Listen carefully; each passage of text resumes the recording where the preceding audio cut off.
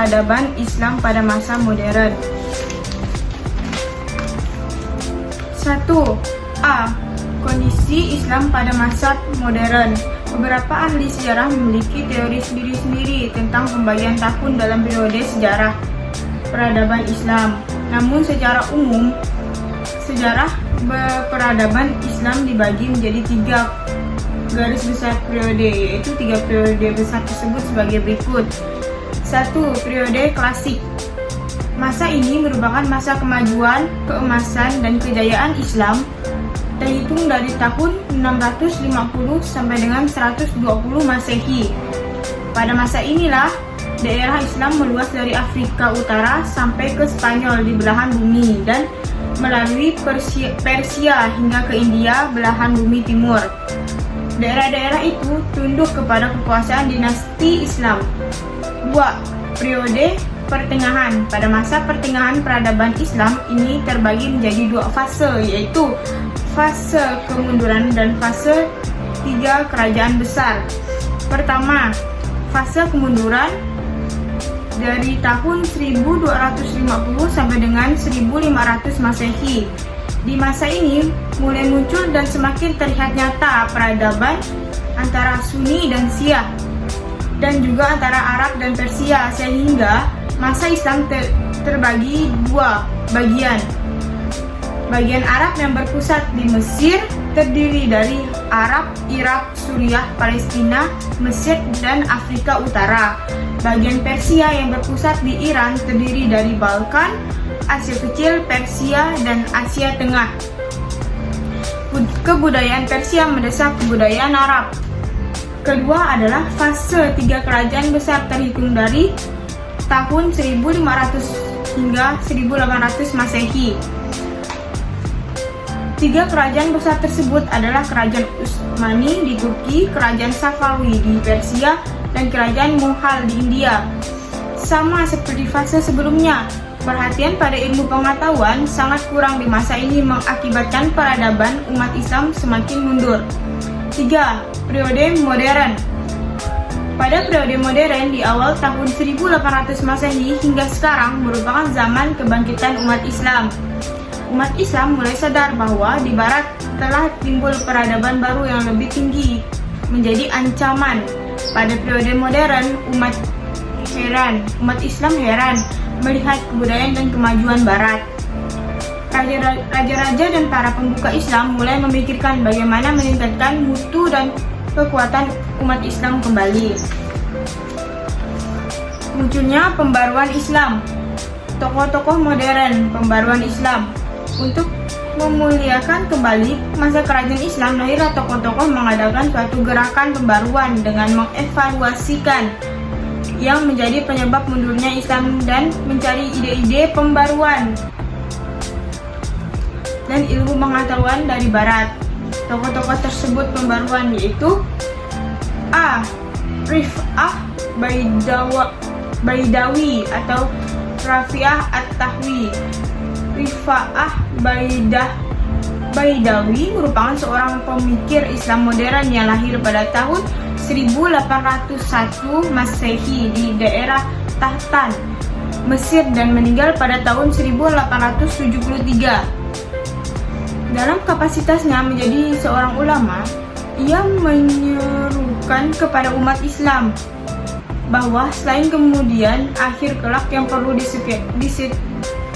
dipersiapkan, seorang muslim juga harus memikirkan kehidupan dunia supaya umat Islam tidak terkikis dan terjajah oleh zaman.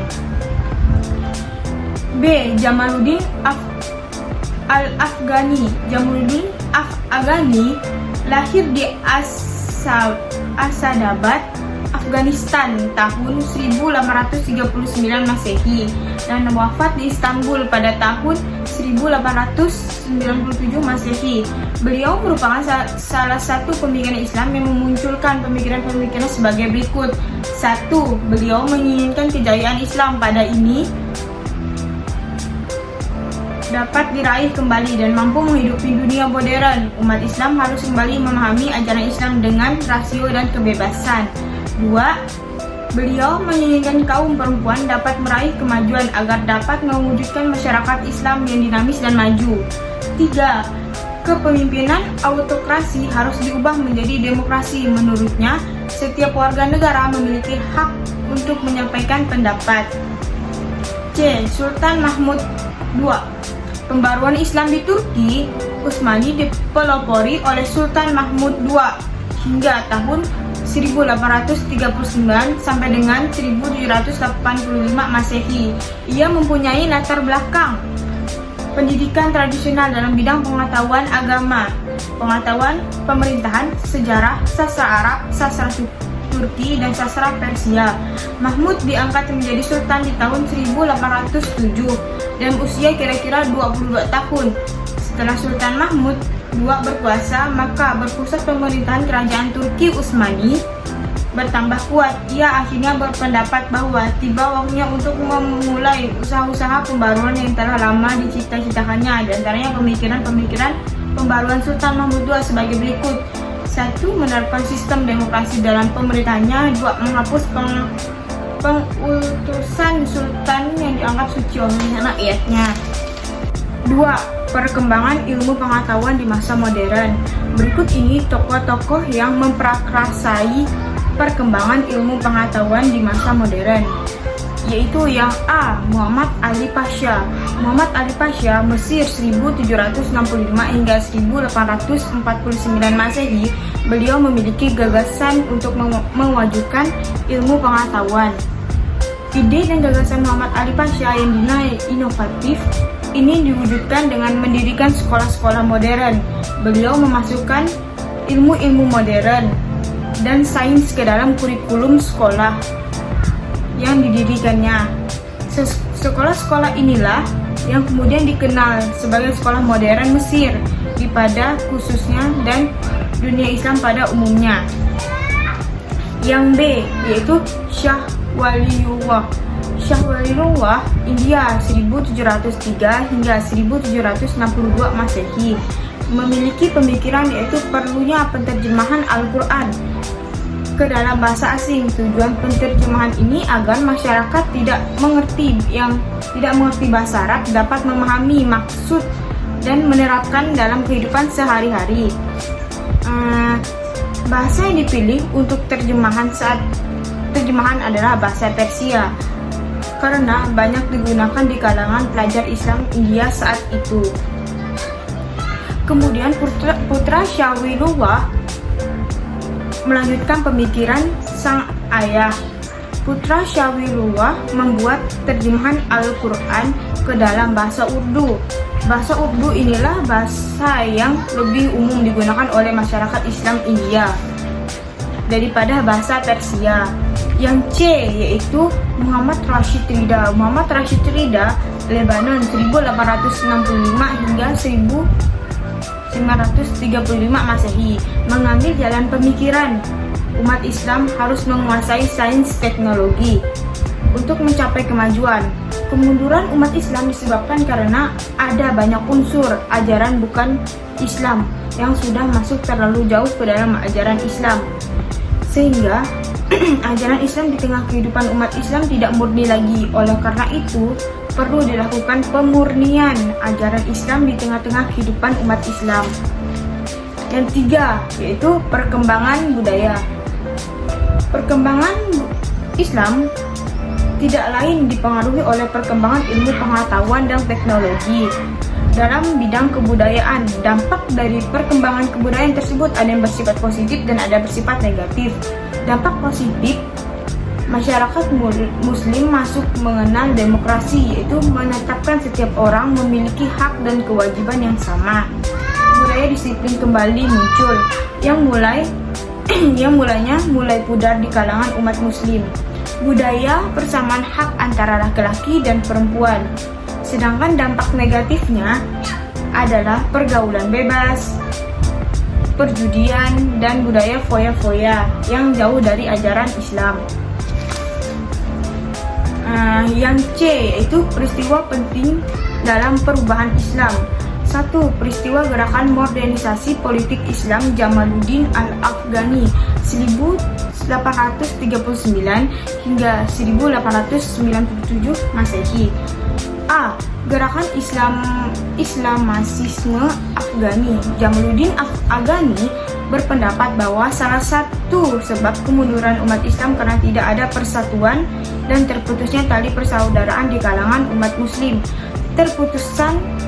Terputusnya tali persaudaraan ini terjadi bukan hanya di kalangan kaum awam, akan tetapi juga pada kalangan ulama, bangsawan, dan para penguasa umat Islam. Yang B yaitu majalah politik Al-Urwatul Wusqa. Majalah politik ini adalah majalah yang diterbitkan oleh Jamaluddin Al-Afghani untuk menyampaikan gagasan politiknya. Akan tetapi dunia barat melarang majalah tersebut untuk diterbitkan karena tokoh barat khawatir dengan hadirnya majalah baru tersebut akan mempengaruhi kebangkitan negara-negara Islam yang dijajah bangsa barat. Sampai akhirnya majalah tersebut diterbitkan kembali oleh para pengikutnya di Paris sepeninggalan Al-Afghani.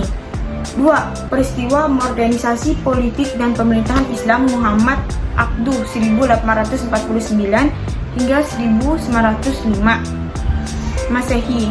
Yang A. Modernisasi politik. Muhammad Abduh merupakan tokoh modernisasi Islam yang bergerak dengan strategi pergerakan. Beliau diangkat menjadi hakim suatu pengendalian negeri pada tahun 1895 Masehi. Beliau diangkat menjadi anggota Majelis Al-Ala dan Al-Azhar.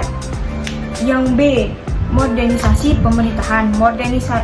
Muhammad Abduh memang memandang bahwa pendidikan universal dan global sebagai langkah awal dalam melakukan perubahan sistem pemerintahan. Untuk mendorong lahirnya sistem pemerintahan yang baru, hendaknya dimulai dengan mencerdaskan umat Islam. Oleh karena itu, Muhammad Abduh juga sangat menekankan bahwa persatuan umat Islam sebagai kunci kemajuan umat Islam. 3. Yaitu peristiwa modernisasi pemikiran keagamaan. Rashid Ridha 1865 hingga 1935 Masehi. Yang A yaitu modernisasi pemikiran Islam. Rashid Ridha adalah murid Muhammad Abduh. Rashid Ridha menerbitkan majalah An-Manar, yaitu majalah yang memiliki visi, misi, dan tujuan seperti majalah Urwatul Wusqa. Majalah An-Manar berisi tentang pembaruan dalam bidang agama, sosial, dan ekonomi. Tujuan kedua majalah tersebut itu memurnikan tauhid umat Islam dari unsur-unsur ajaran bukan Islam, meningkatkan mutu pendidikan dan membela umat Islam dari permainan politik negara-negara barat. Modernisasi tafsir Al-Quran. Dalam tafsirnya, Rashid Ridha merangkum perkuliahan Muhammad Abduh untuk dimasukkan ke dalam majalah An-Manar. Muhammad Abduh sempat memberikan tafsirannya sampai surah An-Nisa ayat 125 jilid 3 dari tafsir Al-Manar. Dan selanjutnya adalah tafsir Muhammad Rashid Ridha sendiri.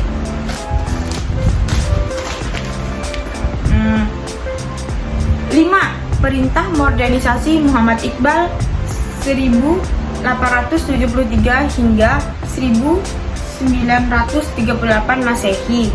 Menurut Muhammad Iqbal, untuk mendapatkan kesempurnaan diri, ada 3 fase yang harus ditempuh, yang ketaatannya kepada hukum ilahi, penguasa diri, dan perwakilan ilahi. Muhammad Iqbal juga berpendapat bahwa pusat kehidupan manusia adalah pribadi.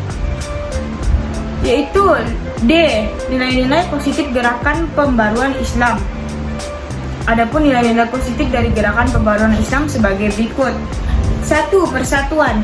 Gerakan modernisasi yang terjadi pada dunia Islam memiliki nilai-nilai dasar untuk menjalin persatuan dan kesatuan umat Islam yang selama ini telah terpecah belah karena perbedaan paham dan aliran. 2. Solidaritas. Gerakan solidaritas dunia Islam memandang nilai persaudaraan berdasarkan rasa senasib seperjuangan untuk membela kepentingan Islam dalam suka dan duka atau ukhuwah Islamiyah. Yang ketiga yaitu pembaruan. Gerakan modernisasi Islam mempunyai semangat takjid atau penyegaran yang meliputi aspek akidah yang bebas dari tahayul, bidah dan khurafat. 4. Perjuangan jihad. Gerakan modernisasi Islam memiliki nilai perjuangan atau jihad karena bertujuan untuk menemukan kembali ajaran Islam yang penuh dengan dinamika perjuangan. 5. Yaitu kemerdekaan. Gerakan modernisasi Islam membawa semangat bagi umat Islam untuk memperjuangkan kemerdekaan mereka, terutama kemerdekaan dalam berpikir. Yang E yaitu perkembangan Islam di Indonesia. Gerakan-gerakan pembaruan yang terjadi di kawasan Timur Tengah yang didukung oleh Jamaluddin Al-Afghani telah memberikan dampak yang besar terhadap gerakan kebangkitan Islam di Indonesia. Gerakan-gerakan pembaruan di Indonesia berawal dari lahirnya gerakan-gerakan pembaruan pemikiran dalam hal pendidikan di Minangkabau. Pembaruan Islam Indonesia berkembang pesat yang diawali munculnya organisasi kemasyarakatan Islam seperti Serikat Dagang Islam atau SDI di Solo pada tahun 1909, Perserikatan Ulama Indonesia di Majalengka tahun 1911, Muhammadiyah di Jakarta tahun 1912, Persis di Bandung tahun 1920, Al-Jamaitul Wasliyah di Medan tahun 1930, dan Persatuan Muslim Indonesia di Medan tahun 1932. Beberapa pengaruh gerakan modernisasi Islam terhadap perkembangan Islam di Indonesia sebagai berikut, yaitu adanya bidang akidah. Gerakan pembaruan Islam di Indonesia melakukan penyegaran dalam pemanahan Islam, karena yang terjadi di Indonesia banyak umat Islam yang menjalankan ajaran agama tidak sesuai dengan syariat Islam, sehingga mudah dimasuki dengan paham fatalisme, budaya syirik, tahayul, bidan, dan khurafat. 2. Bidang politik. Pada bidang politik juga terkena dampak dari gerakan pembaruan Islam. Gerakan-gerakan yang terbentuk dalam berbagai organisasi tersebut memiliki upaya untuk membebaskan bangsa Indonesia terlepas dari penjajahan Belanda. Yang ketiga, bidang pendidikan. Dengan adanya gerakan pembaruan, bidang pendidikan juga tak luput terkena dampak dari gerakan tersebut. Gerakan pembaruan Islam berusaha melakukan perubahan dalam sistem pendidikan pada masa itu, yaitu dengan mengganti kurikulum pendidikan dan memadukan dengan pendidikan modern. 4. Gerakan pembaruan Islam secara langsung maupun tidak langsung memberikan pengaruh yang signifikan kepada masyarakat Indonesia yang pada saat itu berada dalam kondisi sengsara dan hidup miskin. Sekian dari saya, Aula Irunisa. Wassalamualaikum warahmatullahi wabarakatuh.